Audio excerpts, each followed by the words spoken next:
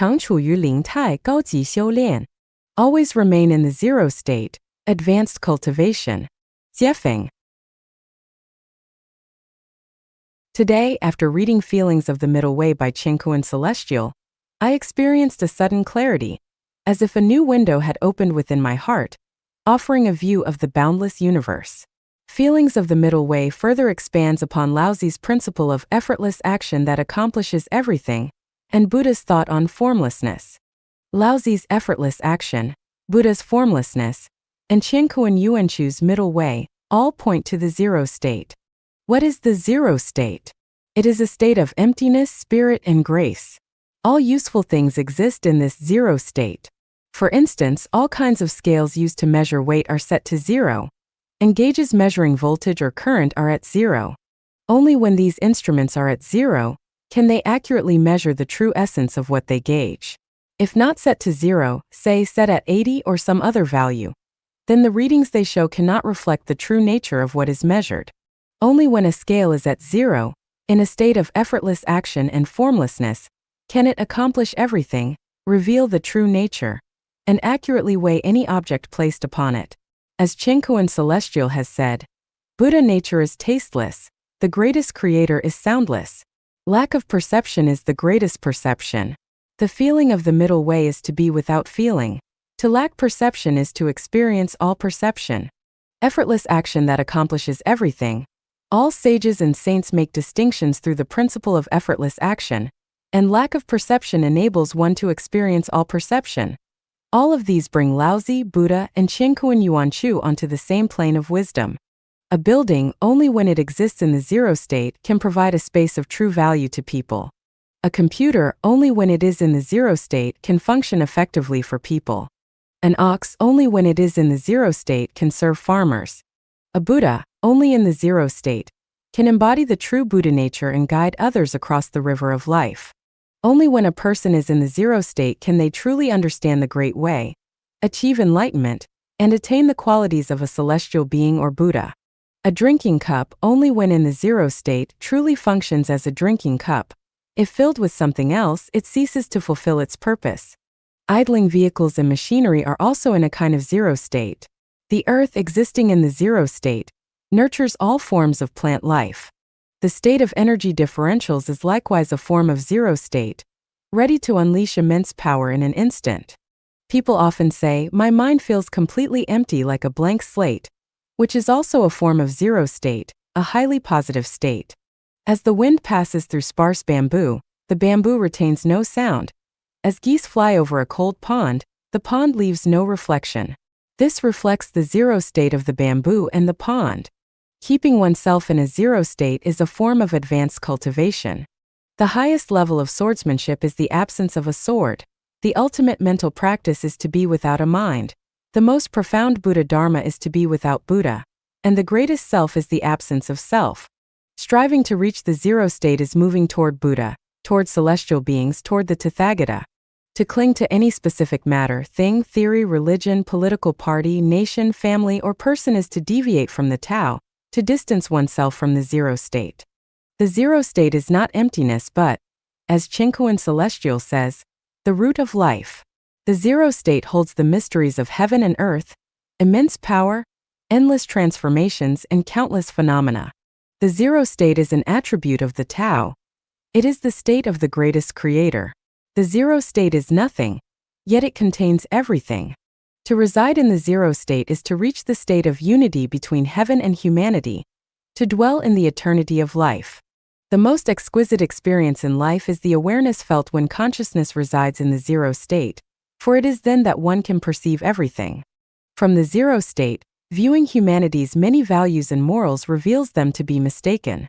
From the zero state, seeing humanity's suffering shows it all to be man-made, a result of straying from the zero state. The zero state is also the gateway to all wonders. Mysterious, graceful, resplendent, and magnificent. Everything arises from it. I hope you will frequently keep yourself in the zero state. 高级修炼，把自己表达清楚. Advanced cultivation, expressing yourself clearly. Jiefeng. I once asked the greatest creator, why do so many people struggle to realize their desires? The greatest creator replied, because they haven't expressed themselves clearly. After returning from the non-material world, I continued to observe people's situations and found that the greatest creator's words were indeed accurate. When we complain that our desires are unfulfilled and blame the greatest creator, we often fail to realize that we haven't expressed what we want clearly. First, we haven't made it clear where we want to go, or what we truly need. Our hearts change constantly with time and our surroundings, sometimes even shifting several times a day, making it impossible for the greatest creator to assist us. For example, I want to be rich is a desire, but it's vague and lacks specifics. What kind of wealth are you looking for? To what extent? Is it material wealth or spiritual and inner richness? What's the standard of rich for you? If these details aren't clarified, this desire to be rich is hard to fulfill. It's not due to social injustice or the greatest creator's negligence. It's simply that we haven't clearly expressed ourselves. Similarly, if someone says, I want to go to heaven, this wish is also unclear. What kind of heaven do you envision? Is it a realm like the 1,000-year world? Or perhaps the 10,000-year world? Or something like the Celestial Islands continent? We need a clear image. Without one, it's hard for the greatest creator to help us. Or take, I want joy and freedom. This is also a vague concept without real content. What kind of joy and freedom do we want? How can we achieve it? Is it eating a cookie? Putting on a new outfit? Finding a like-minded friend? Building a villa abroad? Visiting a certain friend? Empty desires without substance are difficult to achieve. If we simply say, I want to build a comfortable house without a clear structural design, how can others assist us? Or if we only say, I want a good job without defining the nature of the work, how can the non-material universe respond? What do we really need? Coffee, tea, cola, orange juice, mineral water? If we only say, I want a drink, it's hard to satisfy that request unless we add, any drink will do. Most of people's troubles and conflicts arise because we don't express ourselves clearly. Much of the friction and struggle between people also stems from this lack of clarity. Many people say and write a lot, but still fail to express themselves clearly. It's like when I ask, which part of Chinese culture do you specifically want to revive? It's not enough to say, we want to revive Chinese culture. You need to specify the content. Spiritual practitioners, too, like to follow trends saying things like, I want to elevate my spirituality. But this is just an empty phrase. What is spirituality? How can it be elevated? You haven't clearly expressed the content. It's like saying, I want to grow vegetables, but without specifying what kind. If there are 1,000 beds, we can only sleep on one. We can't sleep on all 1,000 at once. If there are 100 boats, we can only take one to cross the river. We can't board all of them simultaneously. If there are hundreds of planes at the airport, we can only take one flight. Which bed will we sleep on? Which boat will we board? Which flight will we take? If we don't express ourselves clearly and simply wander back and forth, how can our desires be fulfilled? I observe some spiritual practitioners on certain websites. For a long time, they admire one boat's beauty, then another's splendor, sometimes trying out this bed, other times testing that one, squandering time yet remaining shallow. Critics who wander around pointing fingers aren't true spiritual practitioners. Only those who try to express themselves clearly are genuine practitioners. Is advanced cultivation really this simple? Just express yourself clearly? Yes, it's that simple. All you need to do is express yourself clearly. Try it. Who can express themselves clearly? When we do, our desires can be fulfilled. Expressing oneself clearly doesn't require flowery language or the pretense of profundity. It's about understanding your own heart. Below are 2 passages I wrote to mock others. Such exaggerated language is unnecessary. XX's thinking resembles a Bach melody resonating with the electrolytic essence of quantum mechanics, where the profundity of his thought lies in the Pavlovian philosophy applied to Newtonian classical mechanics. His imagination soars like photons spiraling through extragalactic light effects, gracefully resonating like the polarized angles of ant antennae spinning between elephant toes. His insights from cosmic ontology transcend ordinary perception, traversing the limitless horizon of the universe, blending the principle of form and emptiness with the exquisite coupling resonance of auditory mathematics. His greatness in smallness is captured in the perfect realization of the unity of heaven and humanity, manifesting in the atomic explosion's singular mushroom cloud within Einstein's mass-energy equation. The analytic functions of universal formulas apply to the synthesis of causality and quality-quantity transformation laws. As the grandeur of smallness surges like ocean waves freezing in the moment, an eagle spreads its wings. Infinite even numbers miraculously flutter like snowflakes in a serene microcosm, merging the essence of beauty into the logical reasoning of Marx's materialist dialectic, embodying the philosophy of a superhuman in the mundane life's chaotic butterfly effect, compressing and expanding the essence of space through topological transformations within primal dynamic balance, spiraling symbolically from ancient Mayan culture into the magical splendor of the future. It folds the marvelous transformations of reality into the profound rules of mind projection, surpassing all skills, transmitting the philosophical insights of past and present across the structure of the cosmos. Phenomena are the spatiotemporal reflection of essence, the actual manifestation of emptiness, a projection of self-nature in the material world. Through introspective observation and awareness, the world of phenomena reveals itself fully. The essence of phenomena is emptiness, utterly devoid of substance, reflecting the nature of phenomena. With no duality in mind, no two intentions in body, the mind is the spiritual source of self-nature, the origin of thought. The brain, a vessel of chemical reactions between inner and outer worlds, reveals the conscience of self-nature through the mind, disclosing the world of self-nature upon introspection.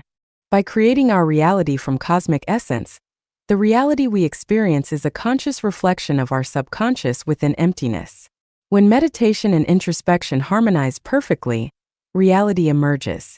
The maximization of self lies in egolessness. The optimal path to refining the self is through the projection of awareness. The material world reflects egolessness, a phenomenon shaped by the desires of self-nature within the essence of emptiness. Only by grasping the essential properties of emptiness can we elevate the beauty of the mind to the highest realm of material reflection. Form mirrors the soul of emptiness. Emptiness is the natural essence of form. The method of ultimate awareness lies in transforming form into emptiness, understanding form through introspection atop the peak of the soul. The essence of love is the holistic projection of sexuality, aligned with the natural law of the Tao. The universe's essence is an unrestricted expansion of love within nature's bounds. When a tiger devours a fawn, it reflects self-nature's ultimate conquest within the realm of love. Beauty's principle lies in the absoluteness of love, with absolute beauty embedded within the unconscious awareness of relative beauty. Relative beauty is love concealed within the deep structure of appearance. When the mind's supreme beauty ascends into the boundless compassion of cosmic unity, beauty radiates an irresistible allure. The extraordinary lies within the awareness of the ordinary. Extraordinary skills in life harmonize biological and psychological attributes in a logical, natural competition.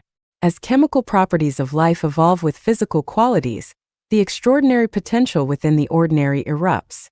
These passages are intentionally exaggerated and empty. Articles that appear flowery and profound like these, in fact, fail to express anything clearly. Although we can learn from others' wisdom and experiences, there's no need to waste time and energy on writing that doesn't express itself clearly. The more we read and study such writings, the more confused our thinking will become, and the deeper we'll sink into the illusion of word games. 高级修炼，创造天仙结构，吸收特殊能量。Advanced cultivation, creating the super-celestial structure to absorb special energy. Jiefeng. February 16, 2008. Let's start by examining and reflecting on some interesting phenomena. When you feed fish to a sheep, it won't eat it, but a cat will. Why does a sheep refuse fish while a cat enjoys it? The answer lies in the different life structures of the sheep and the cat. Metal doesn't insulate while asbestos does. Rubber doesn't conduct electricity, but tree bark does. Spherical objects can roll while cubes cannot. Liquid gasoline burns but water doesn't. These differences all stem from varying structures. Some flowers emit fragrance while others do not. Some plants bear fruit while others cannot. Women can give birth, men cannot. A temple bell can produce a deep, resonant sound, but no amount of striking will make a cooking pot produce the same tone. Instruments like the flute, eru, and violin produce music with distinct tones, pitches, and sounds, all because of differences in structure. Conclusion: the differences among all things lie in their structures. A queen bee lives for 4 to 5 years, while a worker bee lives only about 2 months. Monkeys live around 20 years, humans about 60, and supercelestial beings live 1,000, 30,000, or even billions of years. Lifespans differ because life structures differ. Conclusion: to achieve longevity, to live long, or even attain immortality, one must focus on the structure of life. What kind of life structure leads to longevity? What life structure should we pursue? In thermodynamics, there is a term called entropy. The higher the entropy, the closer a system is to a state of death. An isolated, closed system will ultimately reach maximum entropy, leading to a state of equilibrium or death. To prolong life, one must prevent life's entropy from increasing. The most effective way to do this is to avoid an isolated, closed life structure and instead adopt a dissipative structure. Flowing water does not rot, and a constantly used door hinge does not rust. The more open a structure is, the longer it lasts. A house with closed doors and windows will decay and collapse more quickly. A business that doesn't foster talent exchange and information flow cannot last long. A country that isolates itself will soon stagnate and fall behind. Likewise, a person who doesn't engage in regular learning and reflection will experience a rigid and stagnant mind, gradually moving toward a state of death. The reason for these examples is simple. When isolation occurs, entropy builds up until external energy can no longer enter, leading to suffocation. Why do lovers often lose their passion once they settle into marriage? Because their emotional structure becomes isolated and closed, their emotional entropy gradually reaches saturation, reducing passion and eventually leading to a dead state. Within a single individual, it is generally impossible to feel the freshness of first love twice. To continually feel that thrill, one's emotional structure must remain open. A pond as clear as a mirror reflects the sky's light and the cloud's shadows. How can it stay so pure? Only because fresh water keeps flowing in. Just like this, only by letting living water continuously enter can we maintain vitality and clarity. Where there is vitality, there is no approach toward death. How do we achieve the life structure of a supercelestial being? In fact, the Life-Genuine values provide guidance for continuously creating a supercelestial being's life structure. I am constantly breaking down old mindsets and bringing in living water. First, I encourage everyone to think differently, because unconventional thinking breaks the isolation and rigidity in consciousness that have formed over time. This way, we can experience the constant wonder of beyond the hills and rivers. A new village emerges. Then I work to free everyone from the restrictive structures of family, political parties, religion, and nationality, expanding the mind to embrace the boundless expanse of time and space. I introduce the vision of the 1,000-year world, the 10,000-year world, and the Celestial Islands continent to shift everyone's perception of life. When our consciousness has fully absorbed the essence of supercelestial beings, we will naturally adopt the supercelestial being structure. Once we embody this structure, we will undoubtedly exist in the supercelestial being's environment. I've explained this principle in The Key to Heaven, Mysteries of Life. Having the supercelestial being structure alone is empty if we do not also take in the corresponding energy. Just as an architect cannot realize a vision of a building without the right materials, a construction plan, and labor, a supercelestial being structure without the right energy is no more than a dream. So, we must consider the issue of energy intake. The first requirement is structure. The type of structure determines the type of energy it can absorb. With the structure of a supercelestial being, we can absorb the energy suited for that structure. Different life structures absorb different life energies. The example of the sheep and cat with fish at the beginning illustrates this. A quarry only holds stones, a gold mine only gold, a flour mill only wheat, corn, and beans, a clothing factory only fabric. Each structure absorbs the specific energy it needs. Herbivores don't eat meat, and carnivores don't eat plants. Milk and water mix, but oil and water remain separate. We can see in plants and flowers that they absorb only the specific wavelengths of light they need, while filtering out what they don't. Thus, with a supercelestial being structure, we will naturally absorb the energy required by this structure. But how can we do this? For Qigong and yoga practitioners, whether sitting, standing, or moving, a specific posture is essential. Buddhist practitioners require particular body, speech, mind, and form postures. Posture represents structure. For example, the effect of a single leg cross or double leg cross position differs. Similarly, hand positions, whether palms up or down, have different effects. Feng Shui practitioners pay great attention to the terrain, structure, and orientation of buildings, and devices like televisions, cell phones, and radios must have antennas, all illustrating the importance of structure and energy absorption. A pyramid structure, for instance, can absorb special cosmic energy. Staying inside a pyramid, rather than in a flat-roofed building, may provide a greater sense of vitality. Leek plants grown without sunlight turn pale. Sweet oranges turn bitter in northern climates. Beautiful mountains produce great talent, while barren mountains produce unruly people. These are all results of structure at work. To absorb the right energy, we must first understand what energy is. The factors that bring vitality and joy to life are life energy. Life Genuine strives to create a peaceful and joyful environment, providing a vision of heaven to inspire everyone. This in itself is a source of energy. By absorbing this energy, we gain a different outlook, and our views on the universe, life, and the future of life change, filling us with vitality. Recently, we celebrated the Spring Festival together. Compare this to celebrating in the secular world. Where do you feel more fulfilled? Where you feel best is where the energy is most abundant. The community here mainly offers the energy suited to super celestial beings. If our life structure doesn't match, we may not even sense this energy or may feel uncomfortable, as only bees gather nectar. So, how can we absorb the energy needed for a super celestial being? First, enter the non-material world. Then, in consciousness, place yourself in the 1,000-year world, the 10,000-year world, or on your own island within the Elysium Celestial Islands continent. In this state, you will automatically absorb the energy you need. In your mind, you can create a pyramid, like the one made of countless stars seen at Tongtian Peak Skycliff. Alternatively, create a pyramid of multicolored flowers around yourself. Then imagine sitting within the pyramid, cross-legged and forming a mudra, as described in A Glimpse of the 10,000-Year World, or standing with your hands spread upward, palms open. This will enable you to absorb the special energy.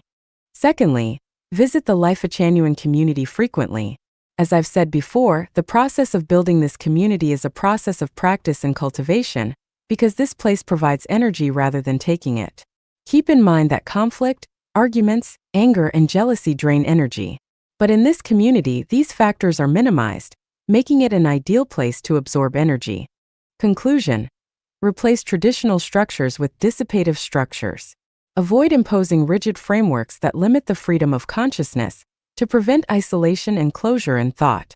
By doing so, the entropy in our structure will not increase, we will not approach a state of death, and we can then envision ourselves as super celestial beings, thus absorbing the special energy needed for the super celestial life structure. 高级修炼，练习与上帝对话交流. Advanced cultivation, practicing dialogue with the greatest creator. Jiefeng. All things, events, and traces are expressions of the greatest creator. All phenomena, movements, and transformations are the greatest creator speaking. The words of the greatest creator are recorded in books without words. Only by reading these wordless books can one come to know, understand, and comprehend the greatest creator. The sun, moon, stars, rivers, lakes, seas, mountains, valleys, birds, beasts, flowers, grasses, trees, people, and society. All of these form the wordless book. The transformations of oceans and fields, the roar of lions, the chirping of birds, winds, clouds, rain, snow, streams, the natural sounds of the earth, oxen plowing, horses galloping, fragrant blooms. All of these are chapters of the wordless book. The alternation of day and night, the shifting of seasons, changing weather, growth and decay, lightning and thunder, and the migration of birds, all are expressions of the greatest creator speaking. Back pain, eye twitches, ear ringing, sorrow, longing, healing of wounds, dreams, eating, drinking, and bodily functions, all are ways the greatest creator communicates. The greatest creator never uses language to converse with humans, never uses writing to record his will, never enters the human brain to give special teachings, never tests or examines people, never fears losing his throne to gods or demons, and never judges people. The greatest creator treats all life, especially humans, with fairness and justice. Anyone willing can communicate with the greatest creator. There is only one way to communicate with the greatest creator: through soul interaction.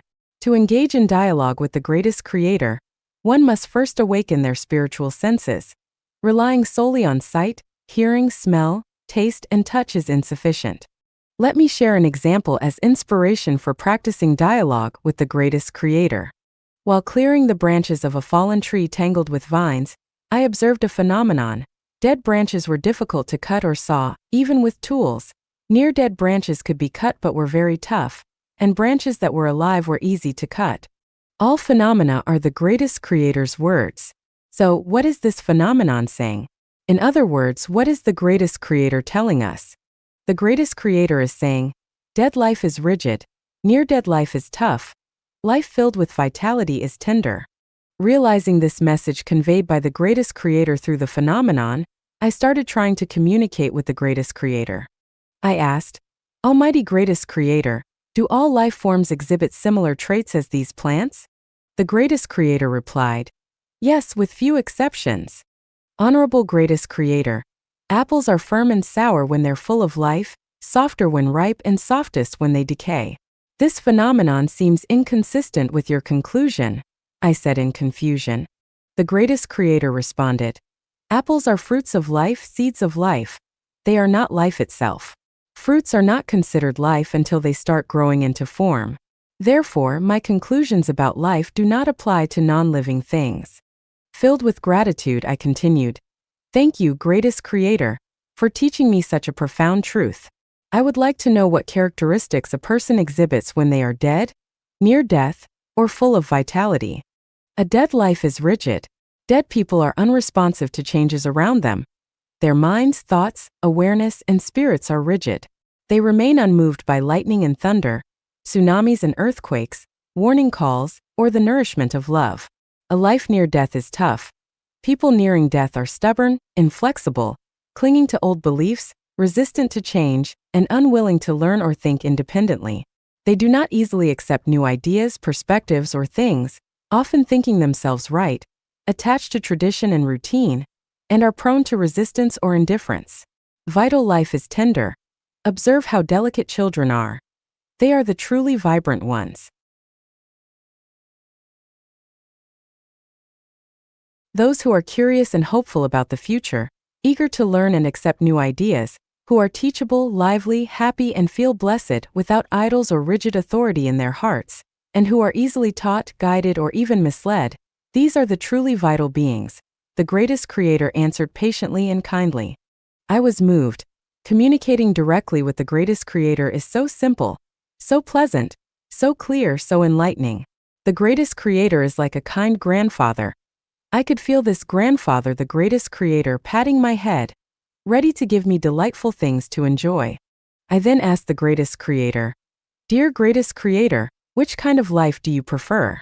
The greatest creator replied with a smile, of course, a life brimming with vitality, like that of a child.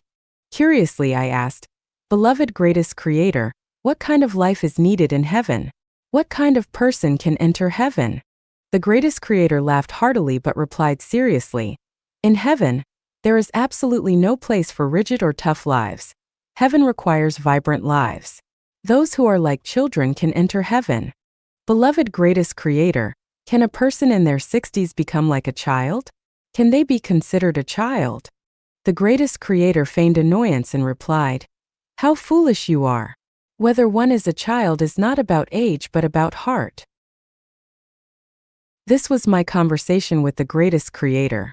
Anyone can practice in a similar way. Every day we are surrounded by various phenomena, and the greatest creator is always ready to communicate with anyone, as long as we are willing, humble, and hold the greatest creator in our hearts. By walking in the greatest creator's path, we can effortlessly engage in direct dialogue with the greatest creator. 为何会与自己相遇? Why does one encounter oneself? 解放. Qinshin Celestial. Recently, during my dream practice, I encountered a strange phenomenon. I met myself while fully conscious. I stood there, looking at a clear image of my own face, feeling an indescribable mix of emotions, a flood of feelings. Perhaps I'm just a projection of myself. Has anyone else ever experienced this? Dayform celestial. We have countless manifestations. Every day we first encounter ourselves. If we look closely, we will see many different versions of ourselves. Extending this concept, we can find ourselves in heaven, and we can also find ourselves in hell. The question is, how do we ensure that we truly experience heavenly life? Chinchin celestial. This time I am completely in sync with Dayform celestial. Let's consider a simple question. If someday you reach enlightenment and transcend time's limitations, wouldn't that version of you, in a sense, always existed? In other words, your future enlightened self already exists before you attain it. Then why do we still need to cultivate ourselves? Would that future Buddha cease to exist if I didn't cultivate myself? Without transcending time and space, this perplexing question is difficult to understand. All versions of yourself already exist. You can't change them, but you can choose which scene to play. As Dayform Celestial said, there's a version of you in heaven, one in hell, and countless others in the human world. So who are you really and where are you? Life isn't really a countable noun. What we think of as countable only applies within specific conditions of time and space. In modern Western theories, the most fundamental form of being is often called existence. Without existence, we would not appear. Without us, existence would lack a means of expression. We are merely one potential projection of our own existence, one mode of expression. Some theories even suggest that existence replicates the greatest creator's original form. Awakening to one's nature is simply discovering this true nature within one's existence. For many, dialogues with the greatest creator are, in some sense, dialogues with their own existence. If one lacks clarity or has limited understanding, they may think they are directly communicating with the greatest creator. This is how various religions emerge. By viewing this phenomenon scientifically and rationally, we can avoid straying or becoming extreme, enabling sustainable exploration. This is why Dayform Celestial once advised me, don't rush to finalize your spiritual conclusions. Today, a friend from Uganda shared a phrase with me which I'd like to pass on. Interpret it as you will. I would rather be a seeker than a believer. 具真精真神出大才大德. Cultivate true essence and true spirit. Great talent and virtue will manifest. Jiefeng. If a person aligns their body and soul through self-cultivation, true essence and true spirit will reside within, and great talent and virtue will manifest. Many people find it difficult to understand the Diamond Sutra. They read it repeatedly but only grasp all conditioned phenomena are like a dream, an illusion, a bubble, a shadow, without uncovering the sutra's vast and profound depths. The Diamond Sutra encompasses the infinite mysteries of the universe, which is why I call it the Himalayan mountain of wisdom. So why do so many people fail to grasp its meaning? The issue isn't one of intelligence, cultural background, or Buddhist knowledge. Rather, it's about not having the aspiration for Mahayana, the great vehicle, or the highest aspiration. The world-honored one said that he spoke for those with a Mahayana heart and the highest aspirations. Without this aspiration, we naturally won't understand it. Now let's explore how to cultivate this Mahayana and supreme aspiration. First, envision yourself as the father or mother of all people in the world. Remember, this must come from the heart, not just in words. Imagine every person on earth as your beloved child. People of all races, white, black, yellow, are your precious ones. Muslims, Christians, Buddhists, communists, and others are all your family. You wish for all your family members to live harmoniously, to be happy and joyful, to neither harm nor exploit nature, to enjoy good food, clothing, and rest, and to be filled with hope and anticipation for the future. To think this way is to have this aspiration. With this mindset, you view human society, the meaning of life, and the principles of existence, setting your own coordinates and benchmarks. You write and speak about the teachings, discuss the principles of the Tao, and act accordingly. In doing so, true essence and true spirit will gather within, and you will embody great talent and virtue. Second, place yourself in the position of the son or daughter of all the world's people. People of every nation are like parents who nourish you. They are kin with whom you are deeply connected. You should honor them, share their burdens, and not seek to take from them but instead consider how you can give back. Emulate the spirit of the cow, which consumes grass yet offers rich, sweet milk to nourish its caregivers. In doing so, true essence and true spirit will come to reside within, manifesting as great talent and virtue. Naturally, aspiring to guide all one's children and parents to the Pure Land, to enjoy endless life's pleasures in eternity, is also an expression of this aspiration. By minimizing selfish desires and maximizing your capacity to serve and contribute, you gather true essence and true spirit and cultivate great talent and virtue. In this way, you will feel refreshed and clear-headed, bright of heart and eye, achieving actionless action. The universe can fit within your chest. The earth can rest upon your palm. In this way, you will gradually understand the Diamond Sutra, comprehend the teachings of Jesus Christ, and grasp the wisdom and spirit of Laozi. In this way, you will understand why Life Genuine promotes revering the greatest creator, revering life, revering nature, and walking the path of the greatest creator. In this way, you will understand why Life Genuine advocates for unifying all faiths and aims to initiate the Life Genuine era for humanity, its profound purpose and meaning. Even if the guide says nothing, you will know how to speak, act, live, and practice. Try developing a Mahayana and supreme aspiration, and you will surely gather true essence and true spirit, becoming a person of great talent and virtue. Through our transformation of consciousness, the myriad phenomena of the vast world will change. 随时随地全交代. Anywhere, anytime, fully accounted. 接缝. Anywhere, anytime, fully accounted. This profound maxim was created by Tao Yun Celestial of Life Genuine. Life is an unpredictable journey, where any moment or place could be our final stop. Once we step outside, there's no guarantee we'll return. Our farewells to loved ones may indeed be final partings, leaving us no chance for one last word. Therefore, we must live anywhere, anytime, fully accounted, so that we leave no room for regret or remorse. A philosopher once said, "No one steps in the same river twice. Everything is in constant flux, changing from one moment to the next." Buddhism teaches that life is impermanent, small changes accumulate, and major shifts can arise in an instant, like a tsunami, like an earthquake. Last year on this day, within this gate, human faces and peach blossoms reflected in red. And this year, you're nowhere to be found, while the peach blossoms still smile in the breeze. This is why we must be anywhere, anytime, fully accounted. To live anywhere, anytime, fully accounted means sharing our deepest blessings and praise with our loved ones and those we respect and admire. When possible, perform small acts of kindness for them, live with a clear conscience, and fully enjoy each moment. Be ready to depart at any moment, as if the next instant may take us from this world to a new journey through the vast universe. Anywhere, anytime, fully accounted. Earth is not life's permanent home. We're here temporarily by fate, and ultimately we'll leave. There's no need for excessive sadness or worry. Nothing here is truly ours, except the non-material structure of our own life. Saying, "This is mine" or "that is mine" is an illusion and a source of suffering.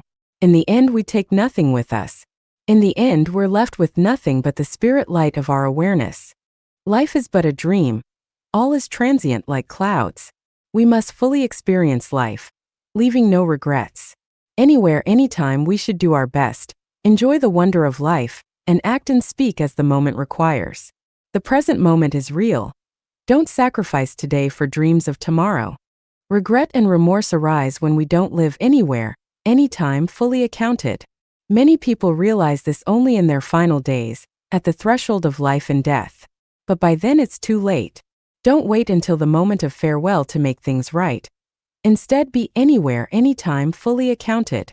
In this way, we can close our eyes in peace, free of regret, at any time and place. Imagine if Jesus suddenly appeared before us, asking us to leave this world right now. Are there things we can't let go of? Debts unpaid? If so, it means we haven't been anywhere, anytime, fully accounted. With this mindfulness, our spirit will remain at peace and our soul in joy, ready to follow Jesus to the kingdom of heaven.